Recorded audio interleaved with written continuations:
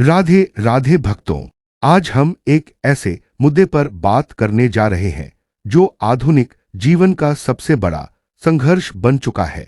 क्या कोई तरीका है जिससे हमारा मन हमेशा संतुलित, स्पष्ट और खुश रह सके, चाहे बाहरी हालात जैसे भी हों?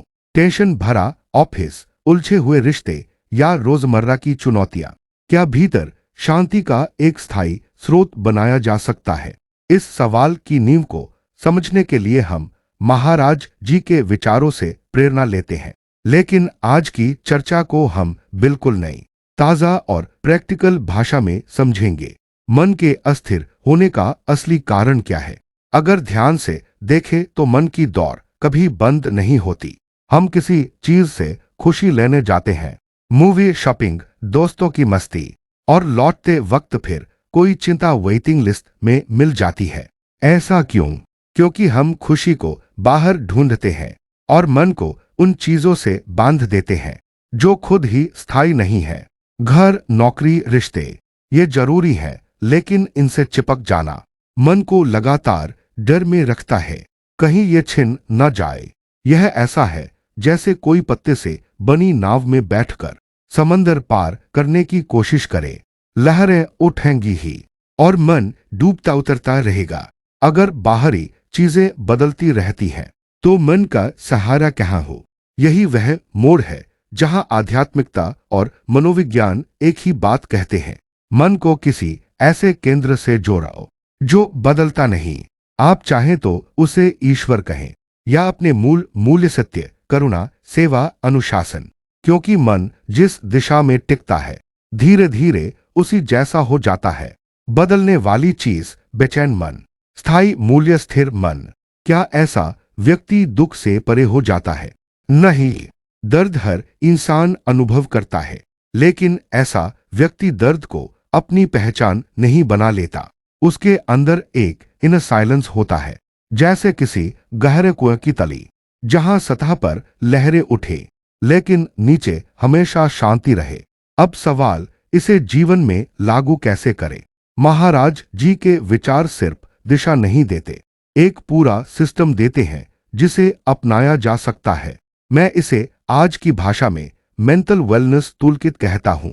माइंडसेट रिसेट, सोच की दिशा बदलना। मुझे क्या मिलेगा से मैं क्या दे सकता हूं। जैसे ही हम उम्मीदें बढ़ाते हैं, मन शिकायतों का घर बन जाता है, पर जब देने का भाव आता है, आभार, संतोष और सहजता अपने आप बढ़ते हैं। प्रतिक्रिया नहीं, जागरूकता। हर स्थिति में तुरंत रिएक्ट करने की जगह 2 सेकंड रुककर सोचना, क्या ये मेरे मन की शांति के लायक है?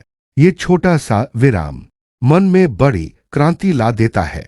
लाइफस्टाइल डिसिप्लिन 4 शक्तिशाली आदतें। भोजन पेट भरने का नहीं, मन को हल्का रखने का साधन। हल्का, कम, प्राकृतिक और साफ भोजन। स्वाद की गुलामी जितनी बढ़ती है, मन की इच्छाएं उतनी बेचैन करती हैं। शब्द अनावश्यक बातचीत एनर्जी खा जाती है।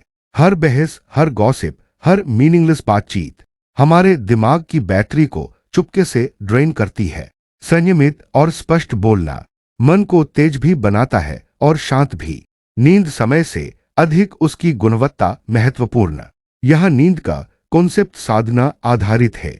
जितना मन अनुशासित होता है, उसे उतनी कम नींद की जरूरत होती है।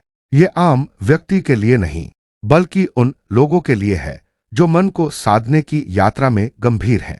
एकांत और दिनचर्या मन की रीसेट बटन। थोड़ा सा अकेलापन मन को क्लैरिटी देता है और रोजमर्रा की दिनचर्या मन को ठहराव देती है। जब जीवन में रिदम होता है तो मन भी शांत रहता है। पूरा सार, मन का ऑपरेटिंग सिस्टम बदलना है। अब समय है मन को बाहरी सुखों से हटाकर आंतरिक मजबूती पर टिकाने का। सच्ची खुशी कोई ट्रॉफी नहीं, यह एक भीतर की स्थिति है जो हम खुद बनाते हैं। अंत में एक सवाल आपसे, आप दिन भर में क्या सबसे ज्यादा कंज्यूम करते हैं? भोजन, बातचीत, सोशल मीडिया, संगति? जो आपके मन को सबसे ज्यादा प्रभावित करता है? और इनमें से एक चीज अगर आप आज बदल दें तो आपकी शांति सबसे तेज बढ़ेगी। एक बदलाव और जीवन एक नई दिशा पकड़ लेता है। राधे राधे भक्तों।